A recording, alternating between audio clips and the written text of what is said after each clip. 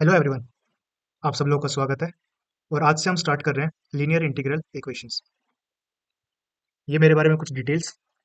तो आइए टॉपिक को स्टार्ट करते हैं। इंटीग्रल इक्वेशन क्या होती है ये? अगर मेरे पास में कोई एक अननोन फंक्शन है और वो किसी इंटीग्रेशन साइन के अंदर आ रहा है, तो अगर ऐसी कोई इक्वेशन मेरे पास में है तो उसे हम क्या बोलेंगे कि ये इंटीग्रल इक्वेशन है। For example, y x equals to 2 + 0 से π/2 sine x y of T D T. तो आपको जैसे कि इस एग्जाम्पल में दिख रहा होगा कि ये जो अननोन फंक्शन है, ये हमारे पास में इंटीग्रेशन साइन के अंदर आ रहा है। तो इसका मतलब क्या हुआ कि ये इंटीग्रल इक्वेशन है। अब मैं एक दूसरा एग्जांपल लेता हूँ। Y of x equals to sine x plus k x comma t Y of T D t. इसके अंदर भी हमारे पास में अननोन फंक्शन अवेलेबल है इंटीग्रेशन साइन के अंदर। तो ये भी क्या है? ये इंटीग्रल इक्वेशन है। अब एक और एग्जांपल, कॉस एक्स 0 से 2 sine X T D T. अब क्या इस इक्वेशन के अंदर हमारे पास में अननोन फंक्शन अवेलेबल है? यहाँ पे नहीं है ना। तो इसका मतलब क्या हुआ कि ये इंटीग्रल इक्वेशन नहीं है।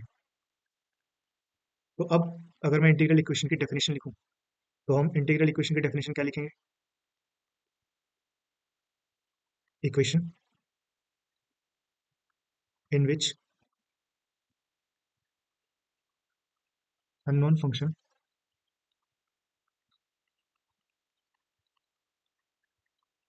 appears अंडर वन और मोर इंटीग्रल साइन। ठीक है। तो अब हम बात करते हैं मोस्ट जर्नल इंटीग्रल इक्वेशन के बारे में। इसके लिए एक वर्ड है, g i f lambda p j. इसको आप ऐसे याद कर सकते हो, जी आई एफ लैम्डा की जे। तो इससे हमें जो हमारी इक्वेशन है ना, वो थोड़े अच्छे से याद रहेगी। तो इक्वेशन होती है जी एक्स आई, जो कि function of y of x है, equals to f of x plus lambda integration k which is function of x and t j which is again a function of y of t dt। तो जो ये equation लिखी है, ये होती है the most general integral equation, जहाँ पे g f एंड k है। ये क्या होते हैं? नॉन फंक्शंस, रियल और कॉम्प्लेक्स। ये कुछ भी हो सकते हैं वैल्यूड। वहीं पे जो हमारे पास में y ऑफ x है, ये होता है अननोन फंक्शन। जो हमारे पास में k x कोमा t है, होते हैं kernel of integral equation. And जो हमारे पास में लैम्डा है, नॉन जीरो पैरामीटर होता है। तो अब हम स्टार्ट करते हैं हमारे इंटीग्रल इक्वेशन का क्लासिफिकेशन। तो जो सबसे पहला क्लासिफिकेशन हमारे पास में है, वो किसके बेसिस पे है? वो है लीनियर एंड नॉन लीनियर। तो हम कैसे बोलेंगे कि हमारे पास में जो एक इंटीग्रल इक्वेशन गिवन है, वो लीनियर है या फिर वो नॉन लीनियर है? तो उसके लिए हमें हमें जो चीज़ देखनी होती है, वो होती है कि आई और जो जे है, ये क्या होंगे। तो अगर आई और जे लीनियर फंक्शन इन वाई होते हैं, तो हम क्या बोलेंगे कि जो हमारी इक्वेशन है वो लीनियर इंटीग्रल इक्वेशन होगी, अदरवाइज वो नॉन लीनियर होगी। फॉर एग्जाम्पल,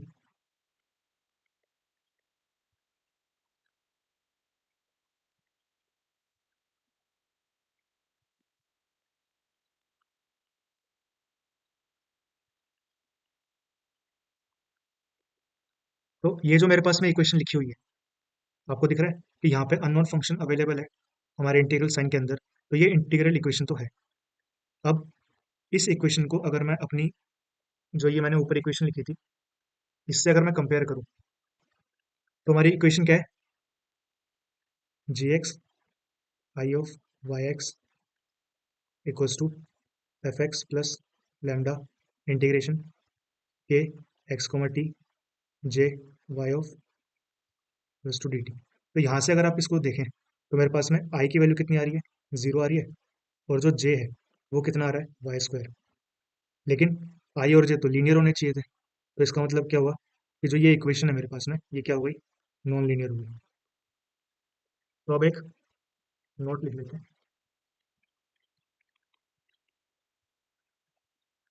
कि जो आई और जे हमारे पास में जो पोलिनोमियल्स आएंगे, पोलिनोमियल, इनकी जो डिग्री है वो लेस देन इक्वल्स टू 1 होनी चाहिए। तो हम क्या बोलेंगे कि ये लीनियर है, अदरवाइज वो नॉन लीनियर होगा। एक और एग्जांपल लें अभी, Y of x equals to X square plus 0 से pi by two sine X T Y of T D T. तो इसमें अगर आप देखेंगे तो आई क्या है? आई हमारे पास में वाई है, और जो जे है वो भी हमारे पास में वाई है। तो इन दोनों की जो डिग्री है वो क्या है? Less than equals to 1 satisfy कर रही है। तो ये इक्वेशन क्या हो जाएगी? Linear integral equation. अब एक और example, x square y of x equals to ten x plus 0 से 2 sine x plus t D T. तो क्या ये लीनियर हो गया, नॉन लीनियर हो गया? अब अगर हम इसको ध्यान से देखें, तो हमारे इंटीग्रल साइन के अंदर अननोन फंक्शन ही अवेलेबल नहीं है, तो ये इंटीग्रल इक्वेशन ही नहीं है। तो हम लीनियर के बारे में तो देखेंगे ही नहीं। तो हमारा जो फर्स्ट क्लासिफिकेशन है वो यही था। अब हम बात करते हैं हमारे सेकंड क्लासिफिकेशन की, जो कि क्या है? First kind, second kind and third kind. अब इसके लिए जो हमारे पास में ये इक्वेशन थी, हम्म, इसके अंदर जो हमारे पास जी है ना, अब हमारा फोकस इस जी के ऊपर है। तो अगर मेरा जो जी एक्स है वो इक्वल्स टू 0 हो जाए, तो मैं क्या बोलूंगा कि ये क्या, ये वाली जो इक्वेशन होगी वो क्या होगी? फर्स्ट काइंड होगी। अगर जी एक्स नॉट इक्वल्स टू 0 हो, बट वो एक कांस्टेंट हो, तो हम उसको क्या बोलेंगे कि वो सेकंड काइंड है। यही अगर मेरा जी एक्स वेरिएबल हो, तो हम क्या बोलेंगे कि जो हमारी इक्वेशन है वो क्या है? Third kind.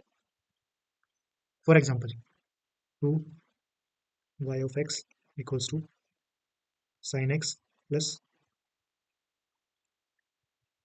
0 से 2 cos x T Y of T D T. तो हम स्टार्टिंग से स्टार्ट करते हैं। सबसे पहले हम क्या देखेंगे कि इंटीग्रेशन साइन के अंदर अननोन फंक्शन होना चाहिए। तो ये इंटीग्रल इक्वेशन तो है। अब मैंने आई को चेक किया, आई मेरा इक्वल्स टू वाई आ रहा है, और जब मैंने जे को चेक किया तो वो भी इक्वल्स टू वाई ही आ रहा है। तो मतलब ये जो इक्वेशन है वो लीनियर हो गई। अब लीनियर देखने के बाद हम क्या देखेंगे कि जी क्या होता है? जो हमारा आई के साथ में आता है हमारे पास कोएफिशिएंट। तो यहाँ पे जे एक्स कितना है? 2। तो आप इस पे देखेंगे जे एक्स नॉट इक्वल्स टू 0 और कॉन्स्टेंट, तो वो क्या होता है? Second kind. तो इसका मतलब ये इक्वेशन क्या हो जाएगी? सेकंड काइंड हो जाएगी। यही अगर मैं एग्जांपल के अंदर यहाँ पे टू की जगह मेरे पास में कुछ एक्स स्क्वायर होता और आगे कुछ एक इक्वेशन लिखी होती, इस तरीके से कुछ भी, तो अगर हम इसमें जी एक्स देखते हैं, अब देखो जी एक्स क्या है? G x not equals to 0 है, और ये कॉन्स्टेंट भी नहीं है, ये क्या है? वेरिएबल है। तो अब ये क्या हो जाएगा? ये हमारे पास हो जाएगा थर्ड काइंड। अब यहीं पे ये सिर्फ, यहाँ पे मेरे पास में इक्वेशन इक्वल्स टू 0, और यहाँ पे कुछ इंटीग्रेशन के अंदर आ जाए वाई ऑफ टी dt। अब जो ये इस तरीके की इक्वेशन है, इसको हम, ये क्या हो जाएगी, ये हो जाएगी फर्स्ट काइंड,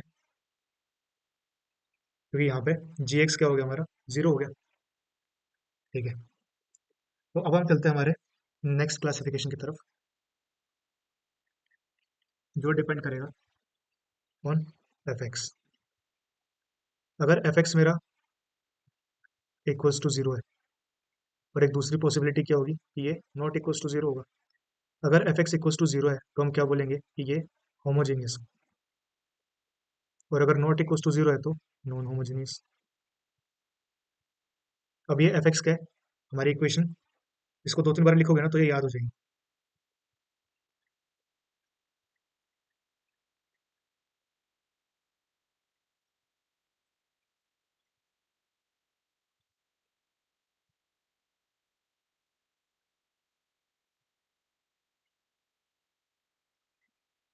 ठीक है, तो देखो, स्टार्टिंग में हमने क्या किया था, हम सबसे पहले आई और जे को देखते थे। इससे हमें ये पता चलता है कि हमारी इक्वेशन लीनियर है या नॉन लीनियर है। उसके बाद हम क्या करते हैं, सेकंड स्टेप, हम जे एक्स को देखते हैं। जे एक्स से हमें ये पता चलता है कि ये फर्स्ट काइंड है, सेकंड काइंड है या फिर थर्ड काइंड है। ये हो जाने के बाद अब हम क्या देखेंगे, एफ एक्स। एफ एक्स अगर इक्वल टू जीरो है तो वो होमोजेनियस इक्वेशन हो जाएगी, और एफ एक्स अगर इक्वल टू नॉन जीरो है तो ये नॉन होमोजेनियस इक्वेशन हो जाएगी। अब इसके लिए भी एक एग्जांपल देख लेते हैं।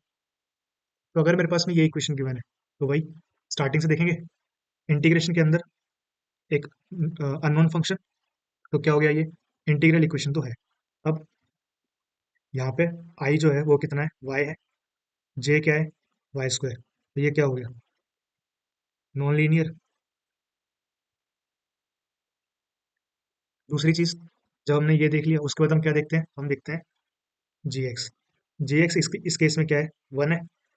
तो वन है तो मतलब क्या, कांस्टेंट, और ये नॉन जीरो, तो ये क्या हो गया, सेकंड काइंड। उसके बाद हम देखते हैं एफ एक्स। एफ एक्स अगर इस केस में देखेंगे तो ये क्या आएगा, ये साइन एक्स है। साइन एक्स है तो मतलब क्या, ये नॉन जीरो है, इसका मतलब ये क्या हो गया, नॉन होमोजीनियस।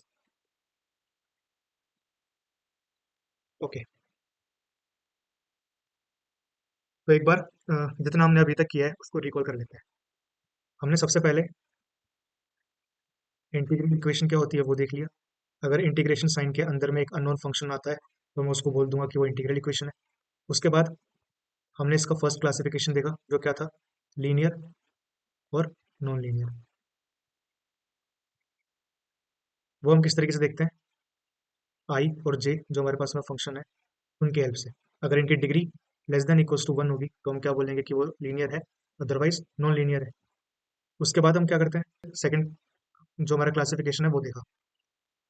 वो किस पे डिपेंड करता है, जी एक्स पे, फर्स्ट काइंड, सेकंड काइंड और थर्ड काइंड। उसके बाद हमने देखा एफ एक्स। एफ एक्स मेरा इक्वल्स टू जीरो है तो ये होमोजेनियस होगा, और नॉट इक्वल्स टू जीरो है तो ये नॉन होमोजेनियस होगा। ठीक है, तो हमने अभी तक तीन क्लासिफिकेशन देख लिए। तो आइए अब कुछ क्वेश्चन करते हैं। जीरो से one, sine x minus t, Y of T D t equals to zero. अब देखो, अब इस एग्जांपल के अंदर क्या, भाई स्टार्टिंग से स्टार्ट करेंगे हम। इंटीग्रेशन के अंदर अननोन, तो ये इंटीग्रल इक्वेशन है। आई मेरा इस केस में जीरो है, जे इक्वल्स टू वाई है, तो ये क्या हो गई, लीनियर हो गई। उसके बाद हम देखते हैं जी एक्स को। यहाँ पे ये चीज इक्वल्स टू जीरो है तो मतलब यहाँ पे जी एक्स क्या हो जाएगा, जीरो हो जाएगा। अगर जी एक्स इक्वल्स टू जीरो है तो ये क्या हो गया, फर्स्ट काइंड। उसके बाद जब हमने लीनियर देख लिया, हमने इसका फर्स्ट काइंड देख लिया है। उसके बाद हम क्या करते हैं, हम देखते हैं एफ एक्स को। एफ एक्स अगर आप इस केस में देखोगे तो एफ एक्स क्या है, इक्वल्स टू जीरो है, तो इसका मतलब ये होमोजीनियस हो गई। बस, तो हमारा क्लासिफिकेशन हो गया डन। तो अब हम चलते हैं हमारे नेक्स्ट क्लासिफिकेशन की तरफ, लिमिट के ऊपर। तो अब वापस एक बार जरा मैं इक्वेशन लिख दूं। तो अब जो है मेरे पास में लिमिट गिवन है, अगर दोनों लिमिट ए एक्स और जो बी एक्स है, अगर ये कांस्टेंट है तो हम इसको क्या बोलते हैं, ये फ्रेडोल इंटीग्रल इक्वेशन। इसको आप याद करने के लिए इस तरीके से देख सकते हो कि जो नाम क्या बताया मैंने, फ्रीडोल। तो फ्रीडोल में जो मेरे पास में एफ है, एफ से मैं ये याद कर सकता हूँ कि फिक्स्ड होगा। फिक्स्ड का मतलब क्या, कांस्टेंट, और वो क्या होनी चाहिए, कांस्टेंट लिमिट। बस। तो हम इस तरीके से इसको याद कर सकते हैं कि अगर मेरे पास में लिमिट है वो कांस्टेंट होती है तो मतलब वो फिक्स्ड लिमिट हो गई। तो फिक्स्ड का एफ, उससे हम क्या बोल देंगे, फ्रीडोल इंटीग्रल इक्वेशन। वही अगर इसमें एक छोटा सा चेंज हो जाए कि जो ये अपर लिमिट है,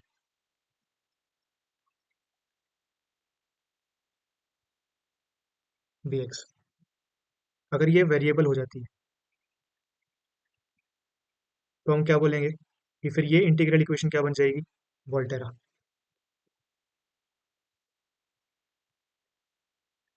इंटीग्रल इक्वेशन।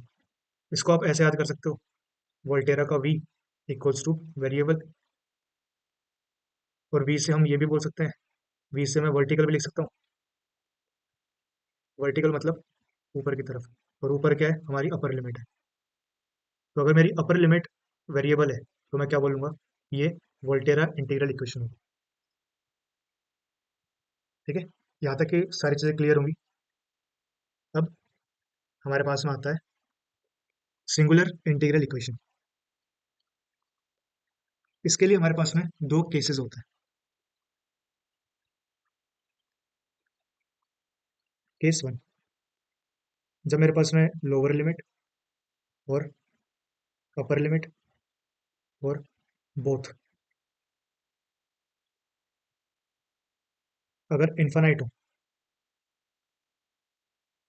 तो हम क्या बोलेंगे कि ये सिंगुलर इंटीग्रल इक्वेशन है। या फिर सेकंड केस, जो हमारे पास में के एक्स टी है, के एक्स टी का मैंने नाम क्या बताया था, कर्नल ऑफ इंटीग्रल इक्वेशन। जो मेरे पास में लिमिट है उसके अंदर या उस लिमिट पे अगर ये अनबाउंडेड हो जाता है तो भी हम क्या बोलेंगे कि ये सिंगुलर इंटीग्रल इक्वेशन है। ओके, तो अगर यहाँ तक की सारी चीज़ें क्लियर है तो अब हम करते हैं कुछ क्वेश्चंस, यही हमारे क्लासिफिकेशन के ऊपर। अब देखो, स्टार्टिंग से अगर स्टार्ट करें तो आई की, आई इक्वल्स टू क्या है, वाई, और यहाँ से जे इक्वल्स टू वाई। इसका मतलब ये लीनियर हो गए। उसके बाद हम क्या देखते हैं, जी एक्स देखते हैं। यहाँ पे जी एक्स क्या है, वन है, नॉन जीरो है, मतलब सेकंड काइंड। उसके बाद हम क्या देखते हैं, एफ एक्स। तो एफ एक्स इस केस में क्या है, साइन एक्स है, नॉन जीरो है, तो ये नॉन होमोजीनियस हो जाएगा। उसके बाद हम देखते हैं लोअर और अपर लिमिट। अब इस केस में देखो, लोअर लिमिट क्या है, जीरो है, और अपर लिमिट क्या है, पाई बाई टू, मतलब है तो फिक्स्ड ही। तो फिक्स्ड से क्या याद है, फ्रीडोल इंटीग्रल इक्वेशन हो गई है। बस, तो हो गया हमारा क्लासिफिकेशन। तो हमें सारी चीज़ें ऐसी स्टेप बाय स्टेप देखी। एक और क्वेश्चन करते हैं। अब बताओ, अब वही फिर से वापस अगर स्टार्ट करें, इंटीग्रेशन साइन के अंदर अननोन फंक्शन, तो ये इंटीग्रल इक्वेशन है, आई इक्वल्स टू वाई और जे इक्वल्स टू वाई, तो ये क्या हो गई, लीनियर। उसके बाद हम क्या देखते हैं, जी एक्स देखते हैं। जी एक्स इस केस में क्या है, वन है, तो ये सेकंड काइंड। उसके बाद एफ एक्स देखते हैं, एफ एक्स इस केस में क्या हो गया, जीरो, तो मतलब ये होमोजेनियस हो गई। उसके बाद अपर और लोअर लिमिट, जीरो और यहाँ पे ये एक्स है। देखो अपर लिमिट क्या हो गई, वेरिएबल। तो अगर अपर लिमिट वेरिएबल होती है तो वी से हमें क्या याद आना चाहिए, वोल्टेरा। बस, हो गया हमारा क्लासिफिकेशन। हाँ, एक पूरा टेबल बनाते हैं। ठीक है, सबसे पहला स्टेप क्या है, इंटीग्रल इक्वेशन का, ये अगर ये मुझे क्लासिफिकेशन लिखना हो तो देखो, सबसे पहला स्टेप क्या होगा, सबसे पहले हम चेक करेंगे इंटीग्रेशन साइन के अंदर अननोन फंक्शन है या नहीं, और नॉट। ठीक है, दूसरा, आई इक्वल्स टू और जे इक्वल्स टू क्या फंक्शन आ रहा है, लीनियर और नॉन लीनियर के लिए। उसके बाद हमारा थर्ड स्टेप होता है, हम जी एक्स चेक करते हैं, ये इक्वल्स टू जीरो है या नॉट इक्वल्स टू जीरो है, या फिर वेरिएबल है। इक्वल्स टू जीरो है तो first kind, not equals to zero है तो सेकंड काइंड, और अगर वेरिएबल है तो थर्ड काइंड। उसके बाद हम देखते हैं f x. Equals to zero और नॉट इक्वल्स टू जीरो। अगर इक्वल्स टू जीरो है तो ये क्या होता है, होमोजीनियस, और अगर नॉट इक्वल्स टू जीरो है तो नॉन होमोजीनियस। उसके बाद हमारा फिफ्थ होता है लिमिट चेक करना। लिमिट अगर मेरे पास में फिक्स्ड आती है, मतलब कांस्टेंट, तो वो क्या होगा, फ्रीडोल। और अगर वेरिएबल आती हैं तो वोल्टेरा। तो यही होता है हमारे पास में इक्वेशन का क्लासिफिकेशन।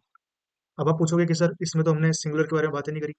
वो इसलिए कि सिंगुलर हमारे सिलेबस में नहीं है, ठीक है। लेकिन हमें फिर भी थोड़ा सा आइडिया होना चाहिए, तो इसलिए मैंने उसके बारे में आपको ये चीज़ें बता दी हैं। हमें इन चीज़ों का ध्यान रखना है। अगर इसके अंदर हमारी लिमिट है, वो अगर इन्फानाइट हो जाती है तो वो सिंगुलर होगी, या फिर दूसरे केस में जो हमारा के है, अगर ये हमारा के अनबाउंडेड हो जाता है किसी भी वैल्यू पे, तो तो भी वो सिंगुलर होगा। आई होप यहाँ तक की सारी चीज़ें आपको समझ में आ गई होंगी। तो आज के लिए बस इतना ही। थैंक यू सो मच, मिलते हैं हम नेक्स्ट वीडियो में।